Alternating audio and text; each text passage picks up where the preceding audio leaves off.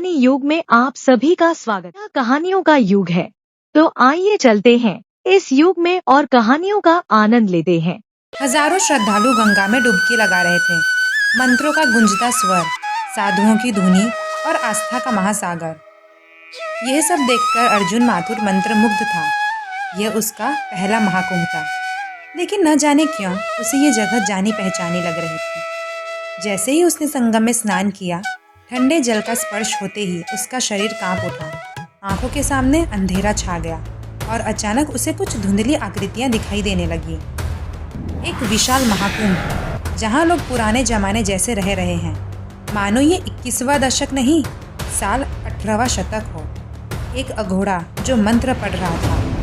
अचानक एक हमला रक्त से लाल गंगा की प्रतिज्ञा ले रहा था। मैं वापस आऊंगा महाकुंभ में अधूरी प्रतिज्ञा पूरी कर रहे हैं। मैं वापस आऊंगा।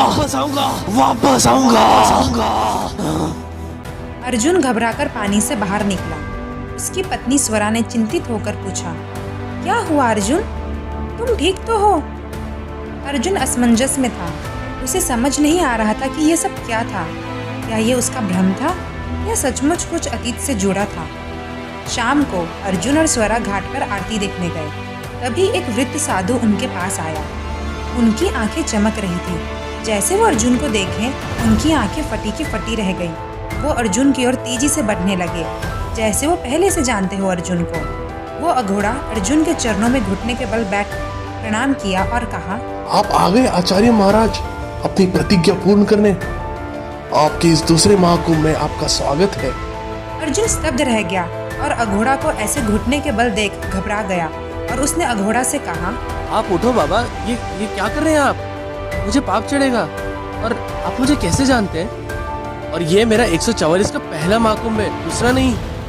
और कोई प्रतिज्ञा पूरी करने नहीं आया हूँ, बस महाकुंभ में स्नान करने आया हूँ। साधु मुस्कुराया। मैं तो आपको पिछले जन्म से जानता हूँ। आपका एक अधूरा कार्य है और गंगा माँ ने आपको यहाँ बुलाया है। अर्जुन की उत्सुकता बढ़ गई। वह साधु के चरणों में बैठ गया और बोला, कृपया करके मुझे सच बताइए। साधु भी तुरंत नीचे बैठ गया और बोला, आप नीचे मत बैठिए, आप आज भी हमारे आचार्य ही हैं। सुनिए, मैं आपको आपका सत्य, आपका अतीत दिखाता हूँ। ये बात है पिछले जन्म 1881 की। काशी का सबसे बड़ा विद्वान और सबसे बड़ा अघोरा आचार्य आनंद अपने कुछ शिष्यों के साथ, यानी कुछ अघोरियों के साथ एक आश्रम में रहते थे। वो महादेव के सबसे बड़े भक्त थे। वर्षों से वो महादेव को प्रसन्न करने में लगे हुए थे। एक वरदान के खातिर आचार्य महादेव से मोक्ष का रास्ता मांग रहे थे, जो खुद के लिए था और बाकी साधु, अघोरी या नागा साधुओं के लिए था, जो मोक्ष चाहते थे। आखिर वो साल 1881 में आया जब महादेव ने आचार्य आनंद जी की सुनी। उस रात स्वयं महादेव आचार्य आनंद जी के सपने में आए और उन्होंने उन्हें ये वरदान दिया। तभी वरदान में महादेव ने आचार्य आनंद जी को एक मंत्र दिया, जो मोक्ष और अमृतत्व दोनों का काम करता था। पर कहते हैं ना, वरदान में एक परीक्षा छुपी होती है। महादेव तो अपने भक्तों की परीक्षा लेते ही है। बस वही हुआ। आचार्य आनंद जी ने उस समय हमें बताया कि महादेव ने मुझे वरदान में ये मंत्र दिया है, पर उन्होंने ये भी कहा है कि इस मंत्र को मुझे आने वाले अगले महीने के महाकुंभ में पंचमी तिथि पर सुबह ब्रह्म मुहूर्त के समय में त्रिवेणी तट पर स्नान करने के बाद नदी में वो मंत्र पढ़कर उसे सिद्ध करना होगा। और जो भी पहले इस मंत्र को त्रिवेणी तट पर सिद्ध करेगा, उन्हीं को या उन्हीं के साथी को ये मंत्र काम में आएगा। बात बस इतनी सी नहीं है, महादेव ने यह भी कहा है कि इस मंत्र का दुरुपयोग भी हो सकता है। अगर ये मंत्र किसी पापी ने सिद्ध कर लिया और उसने ये मंत्र का उपयोग किया, तो ये सिर्फ मोक्ष के काम नहीं, अमृतों के काम का भी आ सकता है। और महादेव ने ये जिम्मेदारी आचार्य को दी थी कि ये मंत्र किसी पापी के हाथ न लगे, क्योंकि किसी पापी के हाथ ये अमृतत्व मंत्र लग गया तो विनाश हो जाएगा। अब आचार्य आनंद अपने शिष्यों के साथ प्रयागराज पहुँचे ताकि इस विधि को सिद्ध कर सके, लेकिन उनकी विद्या पर एक कपटी तांत्रिक काल सिद्धि की नजर थी। महाकुंभ की रात 4:30 बज चुके थे आचार्य आनंद अनुष्ठान करने की तैयारी कर रहे थे। तभी काल सिद्ध ने उन पर अपने साथियों के साथ हमला कर दिया। आचार्य ने खुद को बचाने की कोशिश बहुत की और वो सफल भी हुए थे, पर उन्होंने देखा कि काल सिद्धि आचार्य के शिष्यों और वहाँ महाकुंभ में आए हुए साधु को नुकसान पहुँचाने लगा। आचार्य से वो मंत्र पाने के लिए काल सिद्धि त्रिवेणी में उतर आचार्य के पास आया और उनसे कहा, आचार्य, समय हो चुका है, मुझे मंत्र जल्दी बताओ, नहीं तो एक एक करके यहाँ सभी बेगुनाहों को मार डालूंगा। देखो, आपने अनुष्ठान की तैयारी तो कर ली है, बस वो मंत्र की सिद्धि आप नहीं, मैं करूंगा। तभी आचार्य ने सोचा, भले ये मंत्र सिद्ध ना हो पाए, पर मैं ये मंत्र किसी पापी के हाथ नहीं लगने दूंगा। मैं महादेव के दिए आशीर्वाद को विनाश में नहीं बदलने दूंगा। और क्या करूँ, अगर मंत्र ही नहीं बताया कुछ देर में तो ये काल सिद्धि एक एक करके सबको मार दे। ऐसा क्या करूँ, जब मंत्र देने वाला ही नहीं बचेगा, काल सिद्धि बेगुनाहों को मार के भी क्या कर लेगा। ऐसा सोच आचार्य ने स्वयं को मार दिया ताकि महादेव के आशीर्वाद को विनाश होने से बचा सके। लेकिन आचार्य ने अपने प्राण त्यागने से पहले मंत्र को गंगा के हवाले कर दिया। प्राण त्यागते वक्त आचार्य ने मन में मंत्र पढ़ लिया और कहा, हे माँ गंगे, मेरे मन में मैंने मंत्र पढ़ लिया है, उसे तो आपने जरूर सुन लिया होगा और इसे मैंने सबसे पहले आपको बताया है, तो इसे जरूर संभाल कर रखिएगा। मैं फिर जन्म लूंगा और महाकुंभ में आकर इस विधि को पूरा करूंगा। अब अर्जुन समझ चुका था कि वह आचार्य आनंद का पुनर्जन्म है। जैसे ही अर्जुन को सब याद आया, अर्जुन के चेहरे पर तेज आ गया। वो वहाँ से चला गया। साधु और अर्जुन की बीवी स्वरा अर्जुन के पीछे पीछे जा रहे थे। स्वरा ने पूछा, कहाँ जा रहे हो अर्जुन? पर अर्जुन ने कुछ नहीं कहा और सालों पुरानी बंद पड़ी एक आश्रम में गया जहाँ पहरे लगे थे, क्योंकि वहाँ लोगों को जाना मना था। तभी वो साधु वहाँ के पहरेदारों को इशारों से हटने के लिए कहा और अर्जुन उस कुटिया में गया। तभी स्वरा साधु से पूछी, अर्जुन कहाँ जा रहे हैं?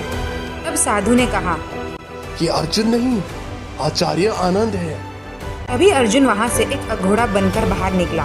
बदन पर भगवा कपड़ा, गले में रुद्राक्ष की माला, माथे पर चंदन और पैरों में चप्पल नहीं थे।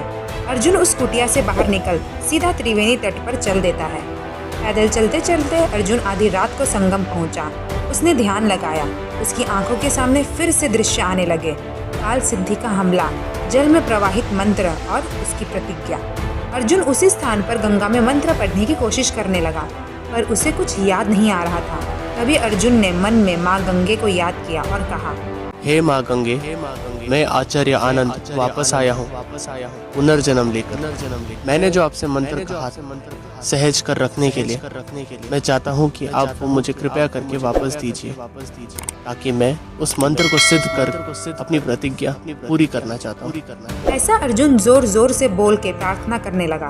तभी गंगा की लहरों में एक दिव्य प्रकाश चमका।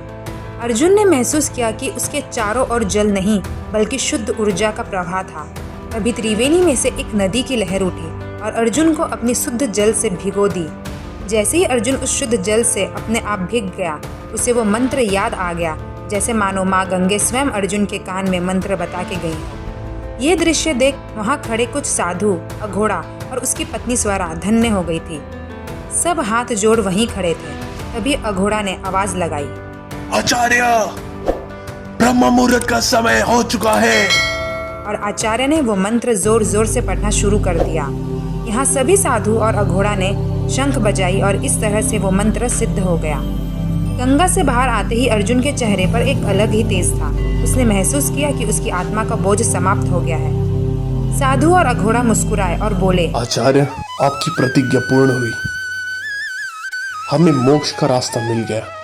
आपका हमारे पूरे साधु और अघोड़ी की जाति पर कर्ज रहेगा। नहीं, ये मेरा कर्तव्य था जो मुझे उसी जन्म में पूरा कर देना चाहिए था, पर मैं नहीं कर सका, इसलिए इस जन्म में आके किया। अब मेरा जन्म सार्थक हो गया। लीजिए, संभालिए इसे, अब ये आपकी जिम्मेदारी है। वैसे तो ये मंत्र निस्वार्थ भाव से सिद्ध हो गया है, अब कोई भी इसका दुरुपयोग नहीं कर सकता। कोई भी इसे गलत नियत से पढ़ेगा तो ये मंत्र काम ही नहीं करेगा, पर तो भी इसे संभाल के रखना। ऐसा कह अर्जुन ने वो मंत्र एक जगह लिख उस साधु के हाथ दे दी। अर्जुन ने हाथ जोड़कर गंगा माँ को प्रणाम किया। उसकी आंखों से अश्रु बह निकले। ये आंसू मोक्ष के थे, भक्ति के थे, आत्मा की शुद्धि के थे। स्वरा ने अर्जुन का हाथ थामा और पूछा, आप मेरे साथ चलेंगे ना? अर्जुन ने शांति से कहा, हाँ स्वरा, क्यों नहीं। महादेव ने इस जन्म में मुझे घर संसार दिया है। मैं इस तरह से उनका दिया ये आशीर्वाद छोड़ साधु बन जाऊंगा तो ये उन्हें भी अच्छा नहीं लगेगा। इस जन्म में उन्होंने मुझे जो आशीर्वाद दिया और जिम्मेदारी दी वो ज़रूर पूरा करूंगा, और मैं करना भी चाहता हूँ। चलो चलते हैं घर, अब सब अधूरा काम पूरा हो गया। महाकुंभ सिर्फ एक मेला नहीं, आत्मा के जागरण का पर्व है। ऐसा कह अर्जुन और स्वरा वहां से चले गए। गंगा की लहरें शांत थी, मानो स्वयं माँ गंगा भी उसकी पूर्ण प्रतिज्ञा पर मुस्कुरा रही थी।